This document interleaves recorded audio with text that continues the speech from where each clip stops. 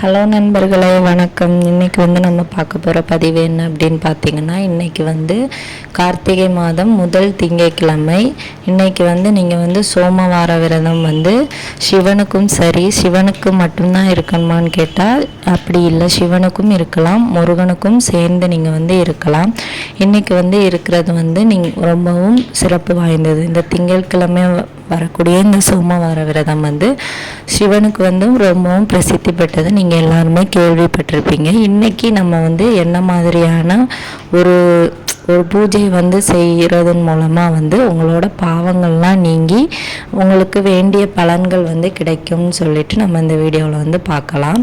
அதுக்கு நீங்கள் என்ன பண்ணணும் அப்படின்னு பார்த்தீங்கன்னா, இன்றைக்கி உங்களுக்கு வில்வ இலைகள்னால் நீங்கள் சிவபெருமானையும் முருகன் படத்தை இன்றைக்கி நீங்கள் வில்வ இலைகள்னால் அலங்காரம் பண்ணி பூஜை பண்ணணும்னு சொல்லிட்டு நான் இதுக்கு முன்னாடி ஒரு வீடியோவில் போஸ்ட் போட்டிருந்தேன். நீங்கள் உங்களுக்கு வேணும்னா நீங்கள் அதில் போய் செக் பண்ணி பார்த்துக்கோங்க. நிறைய பேருக்கு டவுட் இருக்கும், நான் முருகர் பக்தர், நீங்கள் சிவபெருமானுக்கு கும்பிட சொல்கிறீங்க அப்படின்னு.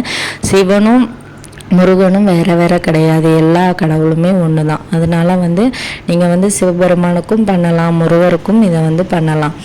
ஆனால் நிறைய பேர் சிவபெருமானுக்கு இந்த வில்வ இலைகளில் பூஜை பண்ணணும்னு நினைப்பாங்க. இன்றைக்கி உங்களால் வில்வ இலைகள் கிடைக்கல அப்படின்னா ஒன்றும் இல்லை, உங்களால் முடிஞ்சதை வச்சு நீங்கள் பூஜை பண்ணிக்கோங்க. வில்வ இலை ஒரு வில்வ இலை கிடைச்சாலும் சரி, அது உங்களுக்கு இன்றைக்கி ரொம்பவும் ஸ்பெஷல். இன்றைக்கி வில்வ இலையை வச்சு நீங்கள் பூஜை பண்ணுறது. அந்த வில்வ இலை சிவனோட நெற்றிக்கண் அப்படின்னு சொல்லுவாங்க. அதோட வடிவமே அந்த மாதிரி தான் இருக்கும். ஸோ அதனால் சிவனோட அந்த கண் அப்படின்னு அது சொல்லுவாங்க. அதுவும் 3 இலையாக கிடச்சிது அப்படின்னா சிவனோட கண்ணும் நெற்றிக்கண் எல்லாம் சேர்ந்து இருக்கிறது அப்படின்னு சொல்லுவாங்க. ஸோ இந்த வில்வ இலைக்கு ரொம்பவும் சக்தி. நீங்கள் இந்த வில்வ இலை இந்த வில்வ இலையோட அந்த சக்தி 6 மாதமாட்டு அந்த இலையிலே தான் இருக்குமா. அது மற்ற இலைகள் மாதிரி வாடி போனாலுமே அதோட சக்தி போகாது. வாடி போனோடனே நீங்கள் தூக்கி போடணும்னு அவசியம் கிடையாது. 6 மாதம் வரைக்கும் அந்த இலையை நீங்கள் பத்திரப்படுத்தி வச்சுக்கலாம். அவ்வளோ பவர் உண்டு அந்த இலைக்கு. ஸோ இன்றைக்கி ஒரு இலை கிடைச்சாலுமே நீங்கள் அதை சிவபெருமானுக்கோ முருகனுக்கோ கொண்டு வச்சிங்க அப்படின்னா 1000 பொற்காசுகளை வச்சு அவங்களுக்கு இன்றைக்கி நீங்கள் வழிபாடு பண்ணுறதுக்கு சமமாக. ஸோ இந்த வழிபாடை நம்ம சிவனுக்கோ முருகனுக்கோ எப்படி பண்ணலாம் அப்படின்னு பார்த்தீங்கன்னா, ஒரு சின்ன அகல் விளக்கு எடுத்துக்கோங்க. அந்த அகல் விளக்கு நிறைய பச்சை அரிசி எடுத்துக்கோங்க. பச்சை அரிசியில் இன்றைக்கி இந்த சோமவார விரதத்தில் நீங்கள் இந்த பூஜையை பண்ணுறது ரொம்பவும் விசேஷம். இது பெரிய பூஜையெல்லாம் கிடையாது, சிம்பிளாக முடிஞ்சிடும். அந்த அகல் விளக்கு நிறைய நீங்கள் பச்சரிசி எடுத்துகிட்டு அதை ஒரு தாம்பலத்துலையோ இல்லை ஒரு சிவப்பு துணி விரிச்சோ வச்சுக்கோங்க. அதுக்கு மேலே இந்த வில்வ இலை கிடச்சிது அப்படின்னா அந்த வில்வ இலையை தூக்கி அந்த அகல் விளக்கில் அரிசி பரப்பி வச்சுருப்பீங்களா, அந்த அரிசிக்கு மேலே அந்த வில்வ இலையை வச்சுருங்க. வச்சுட்டு நீங்கள் எந்த தெய்வத்துக்கு விளக்கு வைக்கிறீங்களோ அதெல்லாம் எப்பவும் வைக்கிறது மாதிரி வைக்கலாம். வச்சுட்டு நீங்கள் இப்போ முருகனுக்குன்னா கந்த சஷ்டி படிக்கலாம், வேல்மாறல் படிக்கலாம், அவருக்குள்ளது படிக்கலாம். சிவபெருமானுக்குன்னா சிவபுராணம் படிக்கணும்.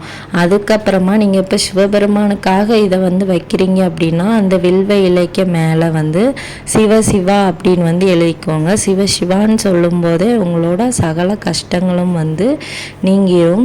அதே மாதிரி அதை திருப்பி போட்டிங்கன்னா வசின்னு வரும். உங்களுக்கு வேண்டியது உங்ககிட்ட தான் இருக்குது, உங்கள் சக்தியில் தான் இருக்குது. அதை வசின்னு சொல்லுவாங்க. ஸோ இந்த மாதிரி அதை எழுதி சிவப்பு நிற பேனாவிலையோ இல்லை பச்சை நிறத்துலையோ எழுதி நீங்கள் அந்த அகல் விளக்கு மேலே வைக்கிற வில்வ இலையில் இதை எழுதி வச்சுக்கோங்க.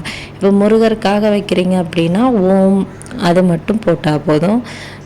போட்டுட்டு நீங்கள் வச்சுருங்க. அப்புறம் உங்களுக்கு என்ன வேண்டுதலோ அதை சாமிக்கிட்ட வேண்டிட்டு என்ன படிக்கணுமோ அதை படிச்சுக்கோங்க. சிவனுக்கு சிவபுராணம் படிக்கலாம், முருகனுக்கு வந்து கந்த சஷ்டி, வேல்மாறல் இந்த மாதிரி படிக்கலாம்.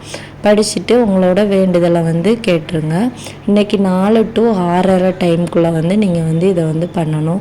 இந்த திங்கட்கிழமை எனக்கு பண்ண முடியலை, எனக்கு பீரியட்ஸ் இருக்குது அப்படின்னா இன்னும் 4 திங்கட்கிழமை இருக்குது இந்த கார்த்திகை மாதத்தில். அதில் ஏதாவது ஒரு திங்கட்கிழமை வந்து நீங்கள் வந்து இந்த சோமவார விரதத்தை வந்து பண்ணலாம். முருகனுக்கும் பண்ணலாம், சிவபெருமானுக்கும் பண்ணலாம். சிவபெருமானுக்கு பண்ணுறது வந்து சிவபெருமானுக்கு தான் நிறைய பேர் பண்ணுவாங்க, நிறைய பேர் முருகனுக்கு பண்ணுவாங்க. 2 பேருக்கு சேர்த்து பண்ணாலும் எந்த பாவமும் வந்து சேராது. கண்டிப்பாக 2 பேருக்கும் சேர்த்து கூட பண்ணலாம். உங்களால் முடிஞ்சது அப்படின்னா இந்த மாதிரி ஈஸியாக ட்ரை பண்ணுங்கள். உங்களோட சகல கஷ்டங்களும் நீங்கி உங்களோட பாவங்களும் குறையும். நீங்கள் வந்து என்ன கர்ம வினைகள் செஞ்சுருந்தாலும் அது வந்து கொஞ்சம் கொஞ்சமாக உங்களை விட்டு அகன்று உங்களோட வாழ்க்கை வந்து ஒரு சிறந்த ஒளி வந்து தரும். அதனால வந்து நீங்கள் வந்து இதெல்லாம் வந்து ட்ரை பண்ணி பாருங்கள்.